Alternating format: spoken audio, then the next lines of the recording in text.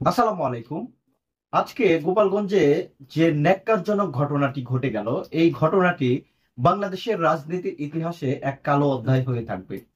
আমরা 5ই আগস্ট স্বৈরাচারী শেখ হাসিনাকে যেভাবে বিতাড়িত করেছি এবং তারপরে দীর্ঘদিন বাংলাদেশ আওয়ামী লীগ যেভাবে আত্মগোপনে ছিল এবং বাংলাদেশের রাজনীতিতে অপ্রাসঙ্গিক হিসাবেই ছিল, কিন্তু হঠাৎ করেই জাতীয় নাগরিক পার্টি এনসিপির যে পদযাত্রা, সেই পদযাত্রাকে কেন্দ্র করে এক ধরনের আওয়ামী লীগের সাথে যে সংঘর্ষের ঘটনাটি ঘটেছে, সেই সংঘর্ষের ঘটনাটি বাংলাদেশের রাজনীতির মোড় ঘুরিয়ে দিয়েছে। আসলে আমরা যারা জুলাই বিপ্লবী, যারা বিপ্লব করেছি, সেই বিপ্লবীরা কখনোই এই রকম ঘটনা আমরা পছন্দ করি না। আপনারা জানেন, স্বৈরাচারী আওয়ামী লীগ পালানোর পরে আওয়ামী লীগ ঘর থেকে বের হতে পারছিল না, কিন্তু হঠাৎ করে জাতীয় নাগরিক পার্টি তারা পদযাত্রা থেকে মার্চ ফর গোপালগঞ্জ যে কর্মসূচিটি ঘোষণা করলো, বাংলাদেশের রাজনীতিতে বিপ্লবীদের এক ধরনের পরাজয় হিসেবে গণ্য হলো।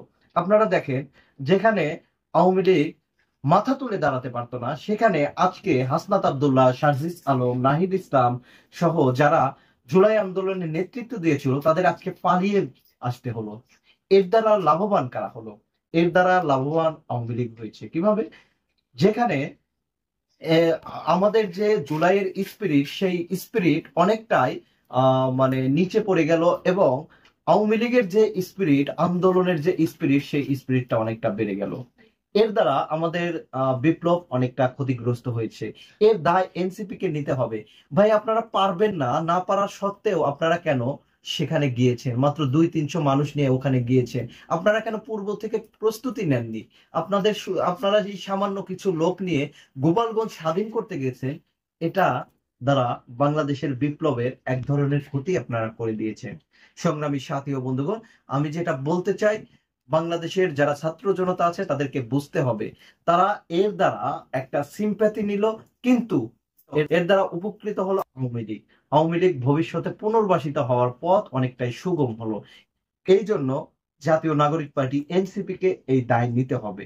এবং পাশাপাশি যে আওয়ামী লীগের গুন্ডারা আজকে হামলা করেছে এবং তাণ্ডব দেখানোর দুঃসাহস দেখিয়েছে, ছাত্র জনতা ঐক্যবদ্ধভাবে সেই সেই আওয়ামী লীগের পান্ডাদের বাংলাদেশ থেকে বিতাড়িত করবে।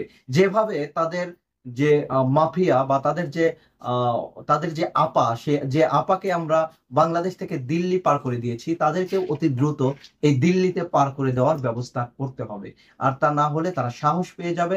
এবং জাতীয় নাগরিক পার্টির উদ্দেশ্যে বলবো, আপনারা যেভাবে জুলাই আন্দোলনে আহ, দল মতের ঊর্ধ্বে উঠে বিএনপি, জামাত, বৈষম্য বিরোধী ছাত্র আন্দোলন সহ সকল রাজনৈতিক দল ঐক্যবদ্ধভাবে আওয়ামী লীগের বিরুদ্ধে রুখে দাঁড়িয়েছিল, কিন্তু এখন দেখা গেল সেই বিভক্তি আপনারা তৈরি করে দিলেন।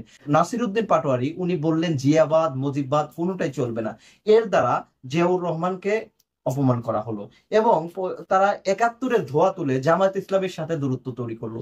এর দ্বারা ক্ষতিগ্রস্ত হলো বাংলাদেশের বিপ্লবীরা এবং উপকৃত হলো আওয়ামী লীগ। এই জন্য এখনো পর্যন্ত ঐক্যের বিকল্প নাই। যতই ঐক্য বিনিষ্ট হবে আওয়ামী লীগ, ততই পুনর্বাসিত হওয়ার সুযোগ থাকবে। এবং আমরা যদি ঐক্যবদ্ধ হই, তাহলে অতি দ্রুত গোপালগঞ্জ স্বাধীন করা আমাদের জন্য কোনো ব্যাপার না বলে আমি মনে করি। এবং এই জন্য সবাইকে প্রস্তুত হওয়ার আহ্বান জানিয়ে আজকের মতো এখানেই শেষ করছি। ভালো থাকবেন সবাই। আসসালামু আলাইকুম।